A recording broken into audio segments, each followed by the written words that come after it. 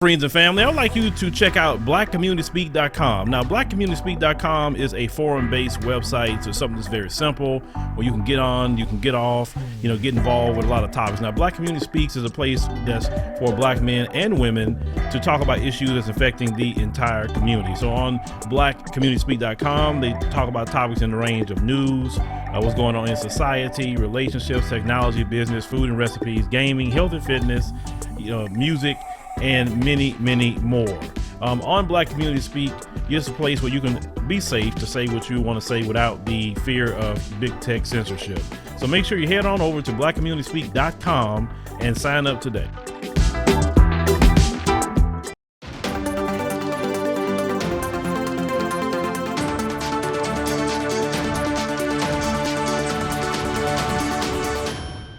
Yes, people, welcome back to the African Diaspora News channel. My name is Richard Sudan. Thank you for tuning in.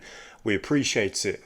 Before we get going, please like and subscribe and support the network, and please spread the word.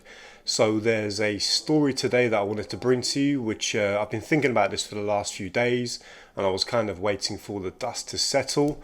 But yeah, this is a very specific story indeed.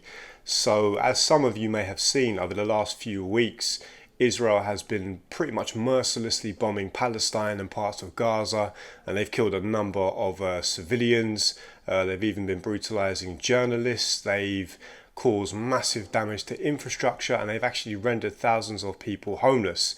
Now, right off the bat, I know a lot of you are going to be saying, well, there's a lot of racism in the Arab world, and of course there is. There's anti-black racism in every corner of God's earth. But I can tell you for a fact, actually, there's a lot of solidarity too among Palestinians towards black people and black Americans. I've seen it myself. Just a quick story, actually. In 2018, I was actually part of a mission to try and take medicine to the Gaza Strip by a boat. We sailed all the way from Italy, and we sailed for about 2 weeks, about 10 of us, trying to break the siege of the Gaza Strip. Of course, Palestine is occupied illegally. We got to about 40 nautical miles from Gaza by boat, and the Israeli Navy came and arrested us, and I spent about a week or so in Israeli jail. So I've experienced the racism of Israel firsthand. So yeah, there's a lot of racism everywhere towards black people, anywhere in the world, but there's a lot of genuine solidarity amongst the Palestinians for black people.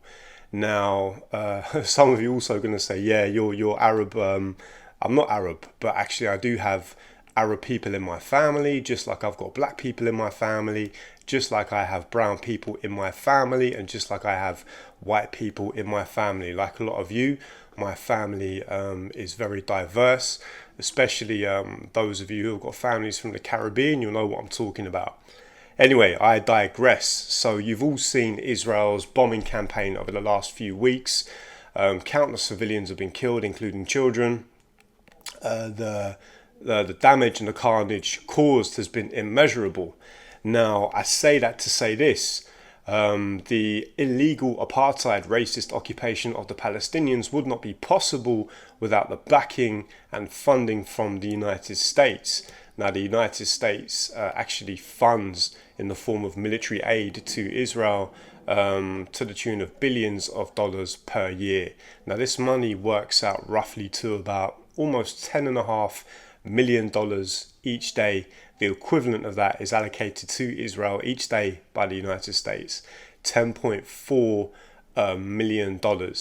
Now, what I want to say is this: it's becoming more and more apparent to people that while the United States is quite willing to fund racism in Palestine, it leaves a big question mark over the question of reparations for black Americans, specifically the black American descendants of captive Africans. Now, we've seen the call for reparations echoed year after year, and nothing is done about it. Of course, there's a bill which, regardless of whether or not it gets passed, I think there's a bill going through the political process in the United States right now to look into and to research the possibility of reparations. Whether or not that even becomes law is questionable. So the political will, the political drive from the sort of higher echelons of power in the United States to give reparations to black Americans is moving at a snail's pace. And what's interesting is the United States has all this money to give to Israel each day, and yet not a single dollar has been given by the United States government to the descendants of African captives in America. And I think this is a massive paradox, which is very revealing. I personally don't expect this situation to change anytime soon. I'm not discrediting all the people on the ground. I'm not talking about the president and the politicians that are kind of high up in the corridors of power. I'm talking about the ordinary people that are campaigning, trying to push for reparations. More power to them. I have nothing but respect for them.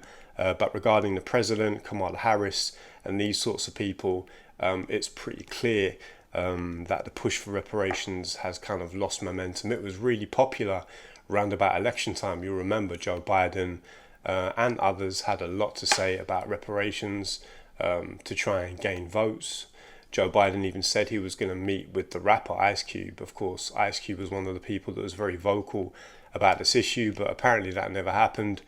And so this is a massive a paradox, something we can compare. There's all this money to support illegal racist apartheid in Palestine, but not a single dollar for black American descendants of African captives and slaves who literally built the country from scratch.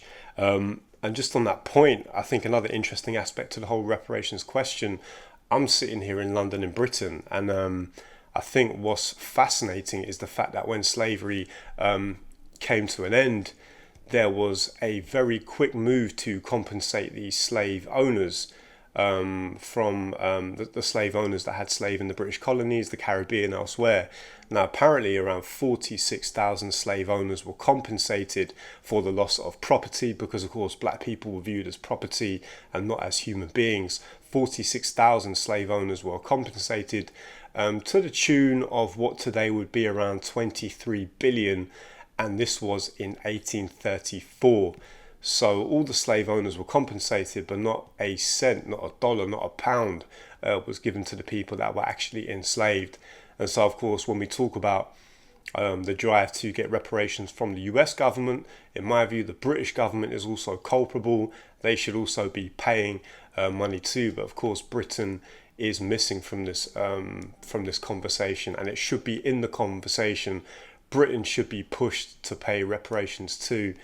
And of course, you know, the compensation to slave owners, slave money in Britain, helped fuel industrialization in this country, and it also became the financial backbone for a lot of prominent universities, museums and banks. These sorts of places in Britain literally would not exist were it not for the money that was forcibly generated off the back of black people in America and of course in the Caribbean. I don't know if you know this, but actually apparently former UK Prime Minister David Cameron, apparently his family were one of the families that were compensated for their loss of property when slavery finally came to an end.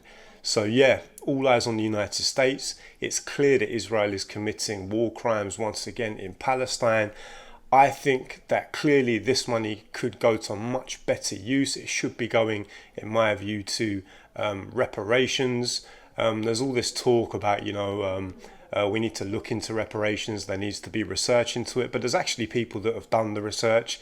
There's certain task forces and groups that have kind of mapped out exactly how reparations would look. So this is really a question, in my view, of political will. And of course, there's no political will because politics is riddled with racism in the United States, just as it is in the UK. But we've learned from how quickly the slave owners in Britain were compensated that they have the money if they want it. If there's the political will there, they can actually cough up the money to pay for what they want to pay. And actually, slave owners in Britain being bailed out and being financially compensated for their loss of property was actually the second biggest financial bailout in history, next to the bailout of the banks when the financial crash happened in 2009. But yeah, that's what I wanted to draw to your attention.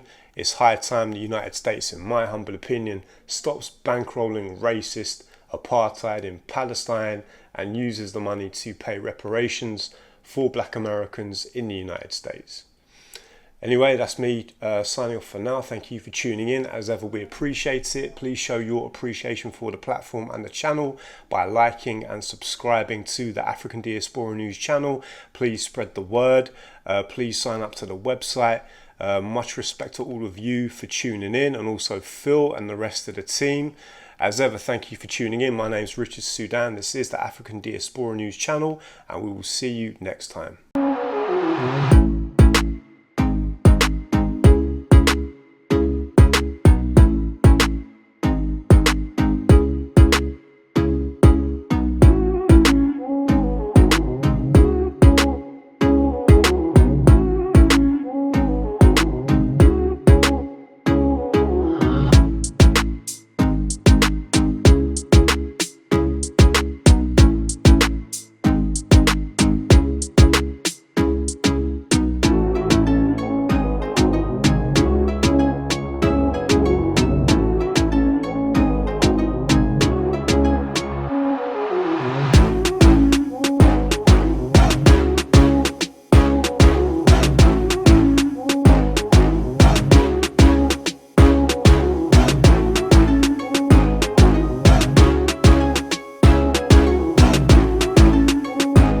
Thank you for watching, and make sure you subscribe to our YouTube channel and check out the African Diaspora News Channel app in the Google Play and Apple App Store.